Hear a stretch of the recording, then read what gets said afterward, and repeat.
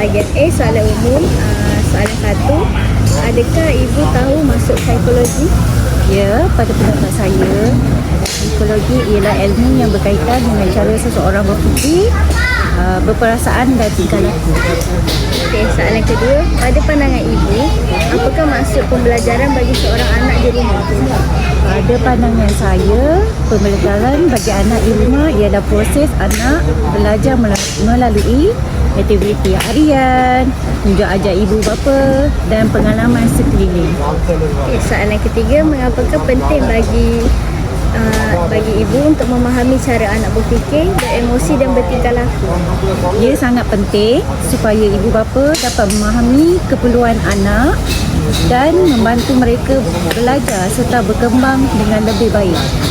Soalan keempat. Bagaimanakah pemahaman ibu terhadap emosi, tingkah laku dan gaya pembelajaran anak ibu membantu ibu menyokong mereka dengan lebih baik di rumah? Pemahaman tentang emosi, tingkah laku dan gaya pembelajaran anak membantu saya memberikan pemerhatian, bimbingan dan cara belajar yang sesuai untuk anak. Pada pendapat ibu, apakah manfaat menggunakan pendekatan keibu bapaan yang sesuai dalam pembelajaran dan perkembangan anak ibu? Pendekatan ibu bapa yang sesuai dapat membantu anak lebih yakin, berdisiplin dan mudah memahami pembelajaran.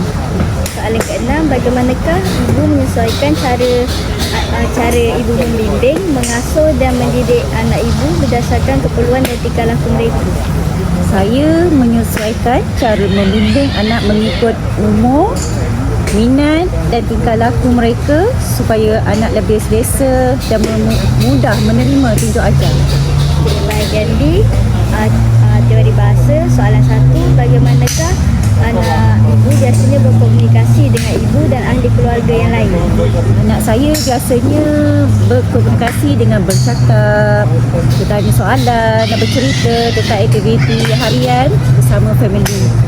Soalan yang ketiga. Bagaimanakah komunikasi harian antara ibu dengan anak ibu mempengaruhi pembelajaran dan pemahaman mereka? Komunikasi harian membantu anak lebih mudah memahami sesuatu, menambah kosakata dan meningkatkan keyakinan mereka untuk bercakap. Seterusnya, teori kognitif. Soalan 1. Bagaimanakah anak ibu biasanya belajar atau memahami sesuatu yang baru di rumah? Anak saya biasanya belajar sesuatu yang baru melalui penerangan, contoh dengan aktiviti yang dilakukan bersama-sama di rumah. Soalan kedua. Apakah jenis aktiviti yang membantu anak ibu berfikir, mengingat atau menyelesaikan masalah dengan lebih baik? Aktiviti seperti membaca, bermain puzzle dan menyusun blog membantu mereka berfikir, mengingatkan dan menyelesaikan masalah itu dengan lebih baik. Seterusnya, teori sosial. Soalan 1. Bagaimanakah anak ibu biasanya berinteraksi dengan ahli keluarga, adik-beradik atau saudara mara? Anak saya biasanya berinteraksi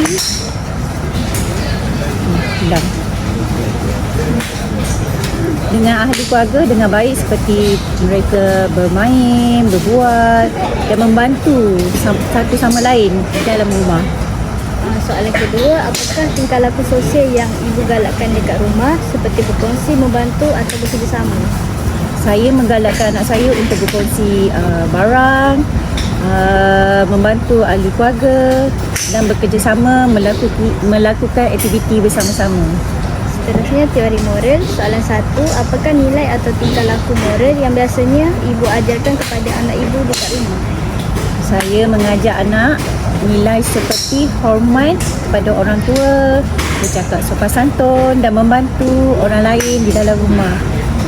Soalan kedua. Bagaimanakah ibu mengajar anak ibu untuk membezakan antara betul dengan salah?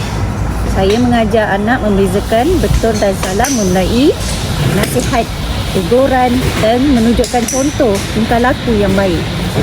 Seterusnya, teori tingkah laku. Bagaimanakah ibu biasanya memberi respon apabila anak ibu berkelakuan baik atau berjaya menyiapkan sesuatu tugasan? Saya biasanya memuji dan memberikan galakan apabila anak berkelakuan baik atau berjaya menyiapkan sesuatu tugasan dia. Soalan kedua. Apakah yang biasanya ibu lakukan apabila anak ibu tidak mengikut arahan atau menunjukkan tingkah laku yang tidak sesuai? Itu Pasti saya akan menegur anak dengan lebih baik, menerangkan kesalahan mereka supaya anak dapat memperbaiki tingkah laku tersebut. Seterusnya, teori perbezaan individu. Soalan 1, apakah perbezaan yang ibu perhatikan pada anak ibu berbanding adik-beradik mereka atau kanak-kanak lain yang sebaya? Anak saya berbeza dari segi cara belajar dan tingkah laku. Dia mungkin lebih cepat atau lebih lambat memahami sesuatu, serta ada yang lebih aktif atau lebih pendiam berbanding kanak-kanak yang sebayanya. Soalan ketiga, bagaimanakah ibu menyesuaikan pendekatan keibu-bapaan ibu berdasarkan personaliti, minat atau kebolehan anak ibu? Saya menyesuaikan cara didikan mengikut personaliti dan minat-minat anak. Jika anak cepat faham, saya beri cabaran lebih. Jika anak perlukan masa, saya akan beri bimbingan berulang kali dan sokongan yang lebih. Seterusnya, teori pendekatan perprosesan maklumat. Soalan 1, bagaimanakah anak ibu biasanya mengingati rutin harian, arahan atau perkara yang telah dipelajari di rumah? Anak biasanya mengingati melalui rutin yang berulang setiap hari, seperti waktu makan, mandi dan belajar. Dia juga lebih mudah ingat jika arahan diberi secara ringkas dan diulang beberapa kali. Soalan kelima, apakah jenis aktiviti di rumah yang paling membantu menyokong perhatian dan daya ingatan anak ibu? Aktiviti seperti membaca buku, bercerita, bermain, permainan pendidikan, menyusun puzzle dan mengulangi semula apa yang dipelajari sangat membantu mengingatkan fokus dan daya ingatan anak-anak. Seterusnya, teori kecerdasan. Soalan 1, apakah jenis kebolehan atau bakat yang paling jelas ditunjukkan oleh anak ibu di rumah? Anak saya menunjukkan kebolehan dalam bidang tertentu seperti melukis, menyanyi atau cepat belajar sesuatu kemahiran yang baru. Dia juga mungkin lebih cenderung kepada aktiviti yang diminati. Soalan ketiga, bagaimanakah ibu menyokong kekuatan, bakat atau cara pembelajaran pilihan anak ibu dekat rumah? Saya memberikan galakan dan peluang untuk mereka meroka minatnya seperti menyediakan bahan atau alat yang sesuai.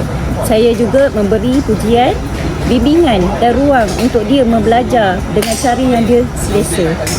Seterusnya, teori perspektif kontraktivisme. Soalan yang ketiga, bagaimanakah ibu menggalakkan anak ibu meneroka, menemui dan belajar melalui pengalaman?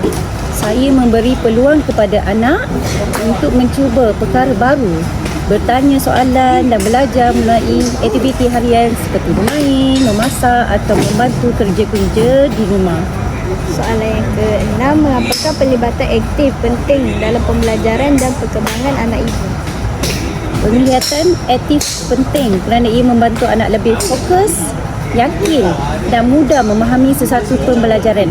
Selain itu, anak juga dapat mengembangkan kemahiran sosial, komunikasi dan pemikiran melalui pengalaman yang mereka lakukan sendiri. Seterusnya, teori motivasi. Apakah yang biasanya membuatkan anak ibu berminat untuk belajar atau menyiapkan sesuatu tugasan dekat rumah? Anak biasanya lebih berminat apabila aktiviti pembelajaran dibuat secara menyeronokkan, menggunakan permainan, ujian atau melibatkan perkara yang dia minati. Okey, soalan yang kelima, apakah amalan di rumah yang paling berkesan dalam mengekalkan motivasi anak ibu untuk belajar?